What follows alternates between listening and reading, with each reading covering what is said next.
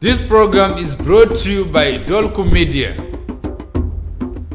Fixing South Sudan, ideas for the new nation. With award-winning journalist Mading Ngor.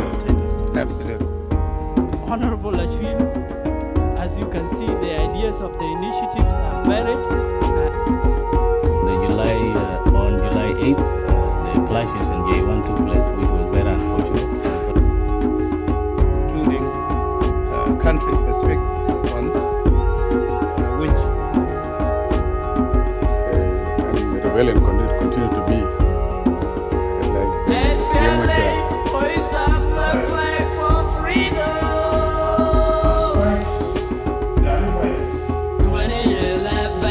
Fixing South Sudan, ideas for the new nation. Hello and welcome to Fixing South Sudan, your ideas for building the new nation. I am Mading Ngor. This week on Fixing South Sudan, a debate about the role of oil in reviving South Sudan's broken economy. In August, the government announced the resumption of production in Ruweng State, raising hope of the economy having turned a corner on a gloomy period. But is the economy really booming? Can restoring oil production to pre-war levels fix the South Sudanese economy and by extension, South Sudan? And joining us for the interview is Honorable Ezekiel Lol Gatkuoth, the South Sudan Minister for Petroleum. We have the distinct honor of welcoming him to this program for the first time. Welcome to the program. Thank you for having me. Thank you. How are you? I'm very good. I'm very good. Congratulations for the resumption of production in Thomas South in Ruweng State. After some of the facilities were dormant in a long time, it beat the expectations of most observers that you would, in the quickest time possible, restore production in that area. How did you do it? Well, thank you very much for having me in the show, Mading Ngor. My role is to make sure that we move quickly to resume the production in Block 1, 2, and 4. These blocks, they have been dormant for the last 5 years. Then when I came into the ministry, my role is to make sure that they are revived.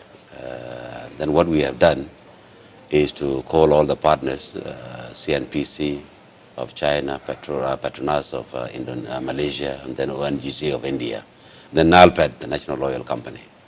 Then we assembled them, we told them we have to move. Of course, we did it with the cooperation of Sudan.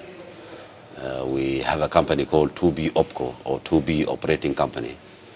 They have been designated by the Sudanese government to help in rehabilitation of the oil wells in Block 1, 2, and 4.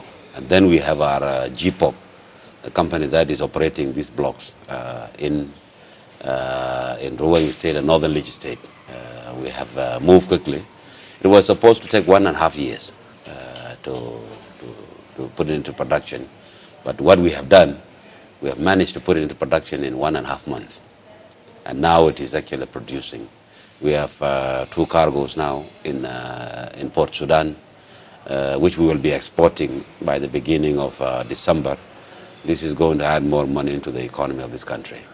And now that you have a Sudanese company involved in the operation of the block, is that displacing GPOC in the meantime? And are there any guarantees that there will be no cheating, as was seen before, diversion of oil, as was the case during the CPA period? Well, one, they are operating because we have invited them to come and help. There are terms clearly stated. There is an agreement called MUSA, a Mutual Services Agreement. It is the services that they are providing to us, and there are terms. It is the GPOC company that is operating these blocks. It is only GPOC that is operating this block, but we have invited 2B OPCO to come and help us, because GPOC, the staff that they used to have, because they have been dormant for 5 years. They have been on leave. Some of them went to China, some of them went to Malaysia, and now they were organizing them. Now it is fully on board in operating the block, and then 2B OPCO is helping them. issue of cheating, since when South Sudan became independent, we have not been cheated. We have very capable engineers in South Sudan, South Sudanese, who are working in Block 3 and 7, and they are in the production, they are in the drilling, they are in also transportation, they are in the processing, and they are everywhere. And these are South Sudanese who are actually capable, trained in China, in Malaysia, and in India, in USA, in Europe.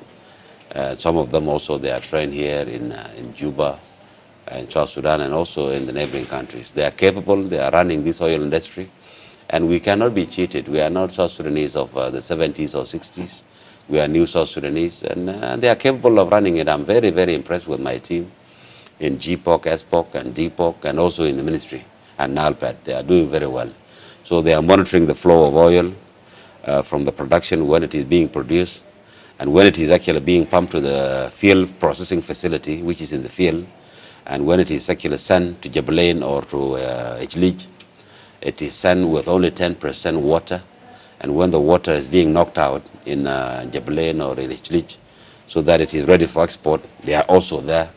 And then this is where I am actually very comfortable that we will not be cheated. How much production is happening in Western Upper Nile on daily basis, and then what is the overall production? There's nothing called Western Upper Nile. The Greater Unity. There's nothing called Greater Unity. There is Ruweng State and Northern Leach State.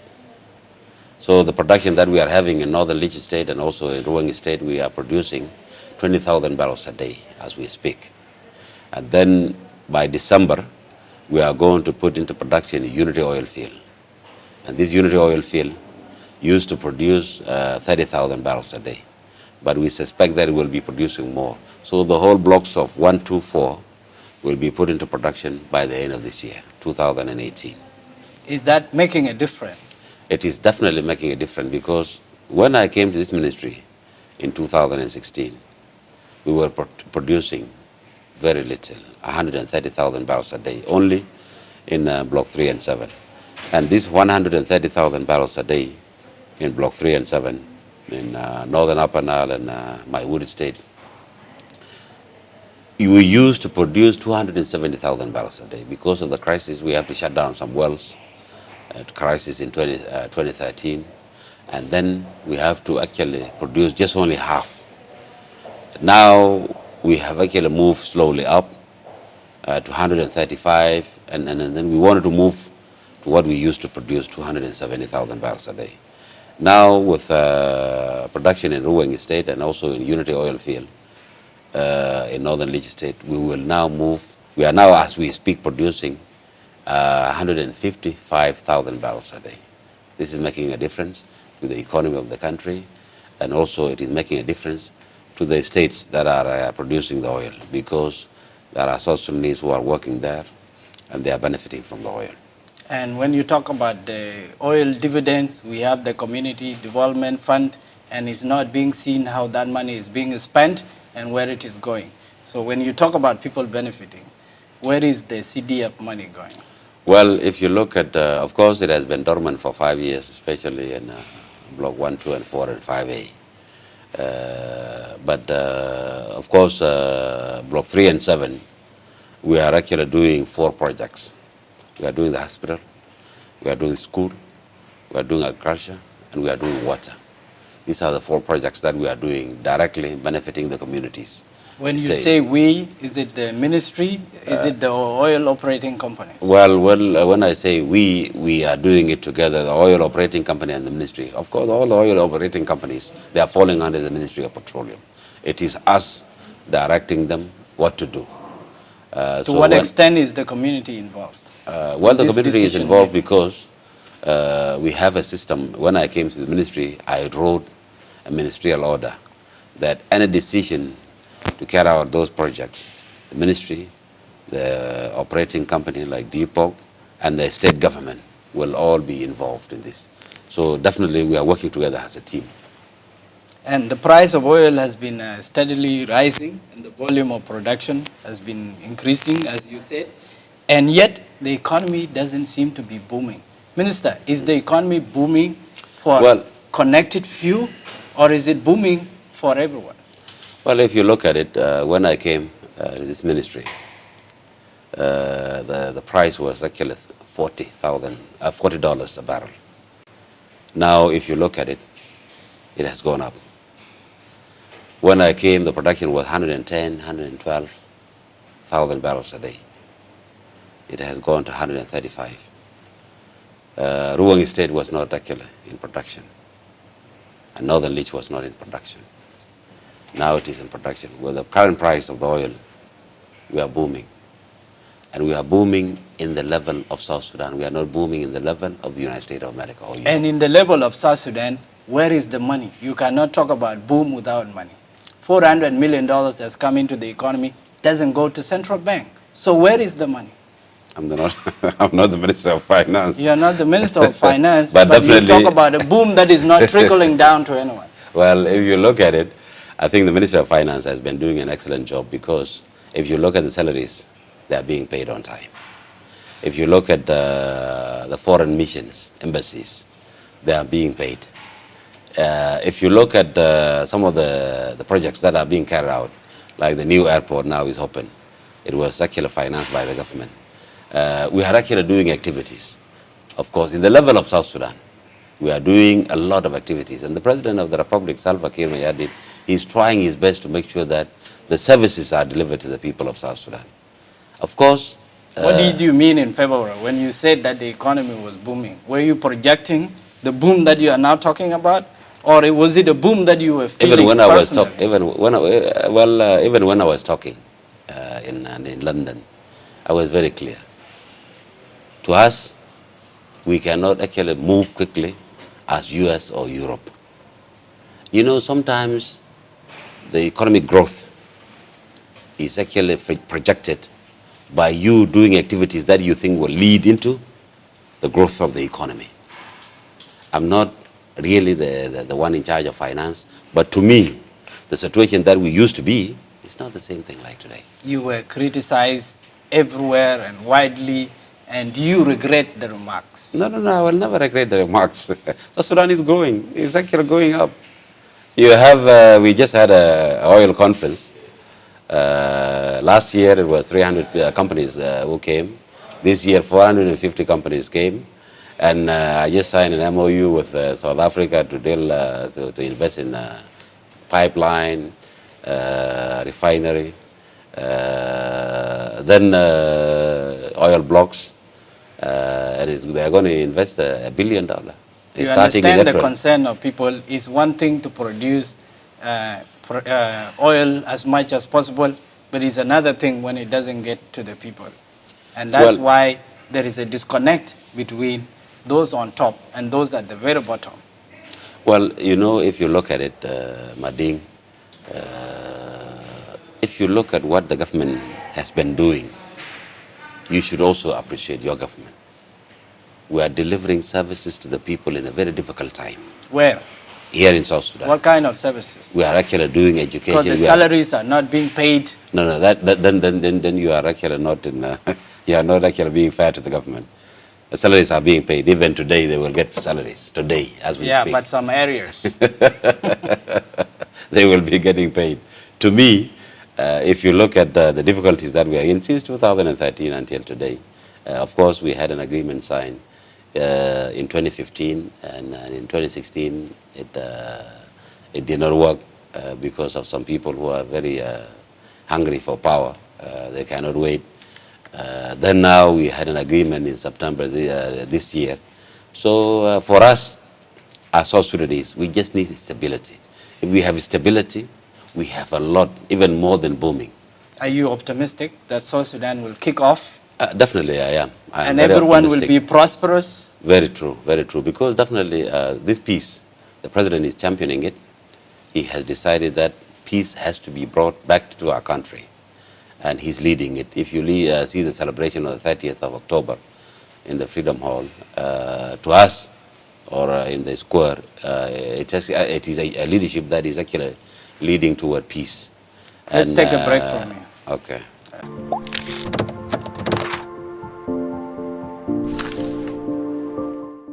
Minister, is the economy booming for connected few, or is it booming for everyone. With the current price of the oil, we are booming. And we are booming in the level of South Sudan. We are not booming in the level of the United States of America. No, I understand, and No, I'm no, not but- interested no, no, in you the are not- you are not- you are But not- the question is, you are not understanding it. The You are not question, understanding the it, question, because the question, if you are understanding the it, question is, this why is did investment. why did you single source Because it they are in violation of your own laws? No, no. You want to be known as the boom minister. That's true. Welcome back to Fixing South Sudan, your ideas for building the new nation. I am Adingor, and with us is Honorable Ezekiel Lol Gatkuoth, the South Sudan Petroleum Minister. Welcome back. Thank you. And let's just speak about the legal framework. The Petroleum Act 2012 lays out the basis of governing and regulating the oil sector. And since you took the helm in 2016, you have been presiding over a ministry that has been run in a non-transparent and unaccountable manner. For instance, your ministry, in violation of the Petroleum Act, hasn't shared an iota of data about the marketing and sale of oil. What do you have to hide? Well, I think you are not fair to the Ministry of Petroleum. The system there is very open and transparent. You can go there and get the data. We have a marketing committee, Finance, Central Bank, and the Ministry of Petroleum. Every month, we actually sell our crude. It is actually open for bid, tendered, and then from there, it is sold. But of course, there are companies that will actually pre-finance or pre-sell. And this is actually a practice. It is actually ordering or paying in advance so that you get your delivery later on. And then from there, it is sold in the international market. Money is transferred to the central bank account in New York, in the Federal Reserve. And then when it hits the Federal Reserve in New York, it comes to Juba. It's very transparent, very simple. You can actually get the data anytime in the marketing committee. Minister, it's not how you feel, but the data is not being published as it used to be during the predecessors. Information used to be published. So when you say the data is available, is it available at the ministry or is it being published? You can get them. It is actually because the website of the ministry, it used to be functioning, but now it is not functioning. But they are open books. You can get them, even yourself. If you want to go after the interview, you get them. You don't have something to hide. There's nothing to hide. There's a lot to hide because the sale of the oil, which you talked about, is fishy at best. You have that committee you are talking about. They recommend Marketing committee, and that consists of relevant agencies. Yeah. They recommend the best companies. But sometimes you sidestep the decisions to bring in a company that is either connected to you or to some powerful people. That's not true. That's not true. There is actually something called pre-financing. You did not do a research on it. Pre-financing means that you give a cargo to a company and they give you money in advance. That's it. That's all. And then when you actually put it into the marketing committee is done to get the best price for the government so that you have more money for the government. That's all. So what do? You give to the companies that pre-finance. You give to the company that actually the people, the company that is disadvantaged is the company that is actually pre-financing. Because basically you get the best price by actually opening the tender to all the companies. You get the best price so that the government can make money, and then you give it to the company that But the companies that give loans are the ones who are getting it. Yeah, it at the best price. At the best price because they get a discount. And they get a discount. Yeah, at the best price, when you get the best price, I think you are not actually familiar with the oil trading. Because if you are familiar with oil trading... Say -2 or -3 or whatever. But in most cases, it's not the one giving the best price that gets it. And the point I'm making is that it is not usually the best company that gets it. No, it is the best price. There is nothing called the best company. The best price is what you get as a government. Because the government... The lowest bidder is the best company. That is very true. And the lowest bidder, if they did not actually pre-finance the government, you give it, and even sometimes the companies will say, well, I'm actually disadvantaged because it is not me who bid. It is the other companies. So then you get the best price, you say this is the best price. Are you treating the companies fairly? I'm treating the government fairly because it is the government that should be the benefiting. Companies. It is the government that should be benefiting, so that if the government is making money, then the people of South Sudan will have money. How come some companies, they have more cargoes than others? It's because we are getting the best price. Sahara has been getting it about BB 6 Energy, times. Trafagura, all of them, they are working. And last year, your ministry single sourced 90% of Block B3 to Oranto, a Nigerian oil company that has been angling for an oil block in South Sudan for years, a matter that raised some eyebrows. And writing in oilprice.com, an observer wrote that Oranto has a history of finalizing oil deals with governments and later selling oil field rights to larger international corporations, effectively serving as a middleman. Why did you rush to handpick Oranto? In 2011, when we have the independence of the Republic of South Sudan, all the licenses that we are having here, they were awarded by Sudanese government before. The only license that we have awarded is to Oranto. Oranto is doing business in Nigeria. They are doing business in Gabon. They are doing business in Equatorial Guinea. And in many countries, they are running oil blocks. They have been awarded in Uganda here, a block. And they are also here in South Sudan. There is something called Exploration Production Sharing Agreement. And that is what is governing all the oil companies. And if this EPSA is in favor of the government, any company that is interested in investing in South Sudan, you give them that block. I've been trying with You have to single source the block to one oil company. Why couldn't it be competitive? If you have a company that is available like Total, we have been engaging with them. Total, we did not award them. There is something called anybody that is available to get a block and they are capable, they have actually 2 criteria to meet. Criteria number 1, they must be technically capable. Criteria number 2, financially capable. If you are ready to operate a block, even you, Madingor, if you are financially and technically capable, we will give you a block. But is Oranto technically and financially capable? They are capable. What have they actually put in other than giving you oil bonuses? That's 1. 2, they have given us signature bonuses. That's 1. 2, they have financed 3 schools, just directly benefiting the communities. They have actually put in $1 million to build a school in Ural, Rumbek, and in Tale, in Terakeka here. They have actually, that money has been transferred to build a school. 3, they have done something called aeromagnetic survey. Aeromagnetic survey is actually survey the block so that you know where the prospects are for oil. And then from there you shoot a seismic, and when you shoot the seismic, then you do drilling. And then when you do drilling, you get the oil out.